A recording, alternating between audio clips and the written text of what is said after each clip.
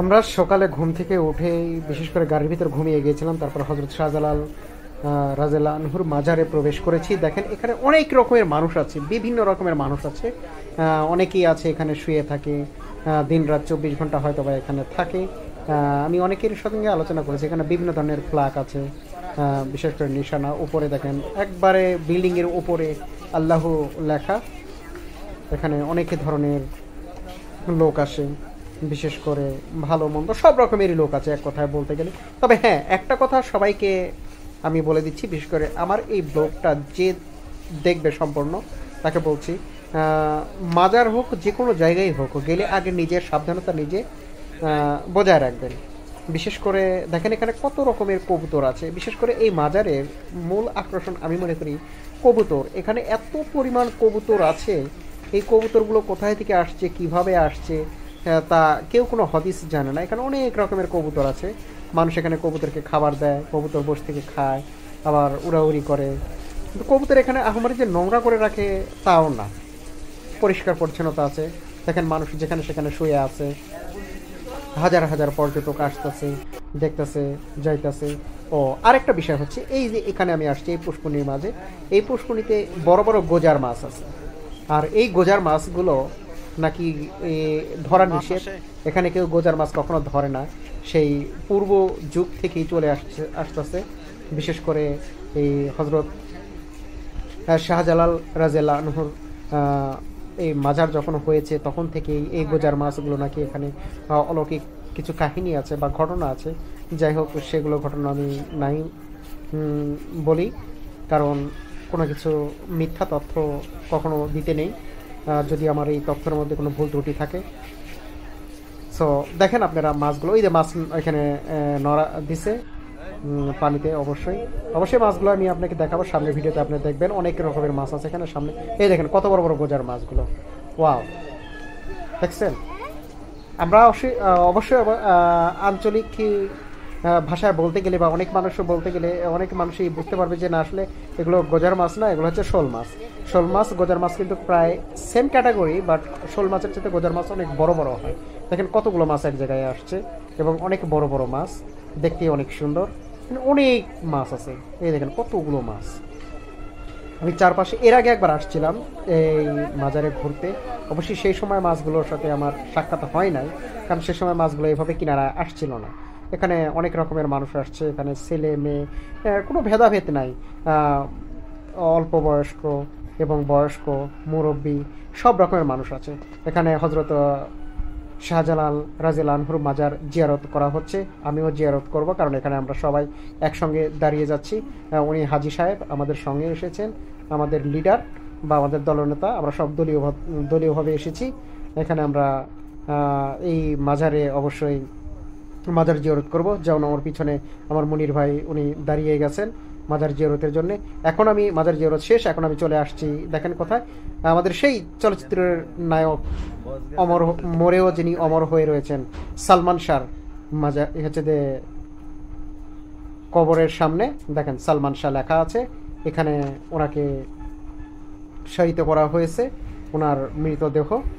সুতরাং এখানে উনি শুয়ে আছেন, চিরনিদ্রায় আছেন। এই ইয়ামিনের শাহজাদা রাজিয়াল্লাহু আনহু, যিনি আমাদের বর্তমান হজরত শাহজালাল রাজিয়াল্লাহু আনহু নামে পরিচিত, ওনারই মাজার ছিল এটা।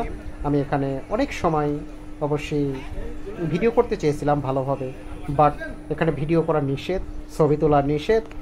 অনেক লোক এখানে পাহারায় আছে, ওনারা বারবার বলে দিচ্ছে এবং মাইকিং করতেছে যেখানে আপনারা ক্যামেরা দিয়ে কখনো ভিডিও করবেন না, ছবি তুলবেন না। তারপরেও কে শুনে কার কথা, যেহেতু আমি একজন ব্লগার, আমাকে অবশ্যই ভিডিও ধারণ করতে হবে, আমি কোথায় গিয়েছি তার বাস্তব প্রমাণ অবশ্যই আমাকে রাখতে হবে এবং নিতে হবে, কারণ আমার ভিডিওর ক্ষেত্রে এবং আমার দর্শকদের জন্য আমাকে এটা বানাতেই হবে। সুতরাং তারপরেও যাই হোক, যে পর্যায়ে যাক, ভিডিও হালকা পাতলা একটু করে নিয়ে এসেছি, সম্পূর্ণ ওইভাবে ওইখানে ধরতে পারি নাই। বিশেষ করে কবরের জায়গায় শুধু ভিডিও করাটা একটু নিষেধ করে দিয়েছে ওনারা, আর বাদ বাকি কোথাও নিষেধ নেই, সব জায়গায় ওপেনলি। এখানে দেখেন আমি সিঁড়িতে নিচে নামতেছি। এখানে অবশ্যই আপনি সিঁড়িতে উপরে উঠতে হলে পায়ের জুতোগুলো খুলে উঠতে হয়। আর সবাই সাবধান, পায়ের জুতোগুলো কখনো কাউকে পাহারা দিয়ে রাখবেন, কারণ এখানে অনেক চোর আছে। জুতা চুরি হয়ে যেতে পারে। দেখেন কবুতরগুলো এখানে হাজার হাজার কবুতর আছে। এই যে কবুতরগুলোকে ধান খেতে দিচ্ছে, কবুতরগুলো খাচ্ছে, উড়ে উড়ে চলে যাচ্ছে খাওয়া শেষে। বিল্ডিংয়ের উপর পড়তেছে, এই বিল্ডিংয়ের চিপাচুপের ভিতরে থাকে এই কবুতরগুলো। বিভিন্ন রকমের কবুতর আছে এখানে, অনেক জাতির কবুতর আছে, হাজার হাজার কবুতর। এক কথায় বলতে গেলে হাজার হাজার কবুতর। এই কবুতরের এই দৃশ্যগুলো এখানে আকর্ষণ করে সর্বদাই। আমরা ভোরবেলায় পৌঁছেছিলাম এখানে। ভোরবেলায় পৌঁছার পরে অবশ্যই ফজরের নামাজ আদায় করা হয়েছে। তারপরে আমরা এখানে কবর জিয়ারত করেছি। কবর জিয়ারত শেষে আমরা চারপাশে ঘুরে দেখতেছি কোথায় কি আছে না আছে। তবে হ্যাঁ, এখানে অবশ্যই পকেট সাবধান। এখানে আপনি দান করতে পারবেন। এগুলো যে বড় বড় ডেস্কি দেখা যাচ্ছে, এই যে পিতলের, এগুলোর ভিতরে আপনি দান করতে পারবেন, টাকা পয়সা রাখতে পারবেন। দেখেন আমি দেখাচ্ছি, যেহেতু টাকা বের করে নিচ্ছে, তারপরে সামথিং কিছু টাকা এখানে জমা হয়েছে। কারণ আমরা যেহেতু সকালে গেছি সবার আগে, সুতরাং সবার আগে যাওয়ার কারণে এখানে আহামরি যে টাকা জমছে তাও না, মানুষ দিচ্ছে, দান করতেছে। আর এই জায়গাতে এসেছি, আপনি যদি কোনো কিছু মানত করতে চান বা কোনো কিছু সিন্নি বা অনেকে কিছুই মানুষ করে, এই যে খাসি দেখতেছেন, এখানে নিয়ে এসে রান্না বান্না করে মানুষকে খাওয়ায়, এগুলো আপনি করতে পারবেন। এটাই হচ্ছে তার সেই জায়গা যেখানে আপনি নিয়ে এসে সব কিছু রান্নাবান্না করতে পারবেন। যাবতীয় সব ধরনের ব্যবস্থা এখানে রয়েছে। এখন আমরা চলে যাচ্ছি আর রওনা। এখন আমরা আরেক জায়গার উদ্দেশ্যে রওনা দিয়েছি, হযরত শাহ পরান রাদিয়াল্লাহু আনহুর মাজারে যাওয়ার জন্যে। আমাদের গাড়ি অবশ্যই রাস্তার মাঝে আমরা রেখে দিয়েছি গেটের সামনে দিয়ে, আমরা কিছু রাস্তা হেঁটে যাচ্ছি।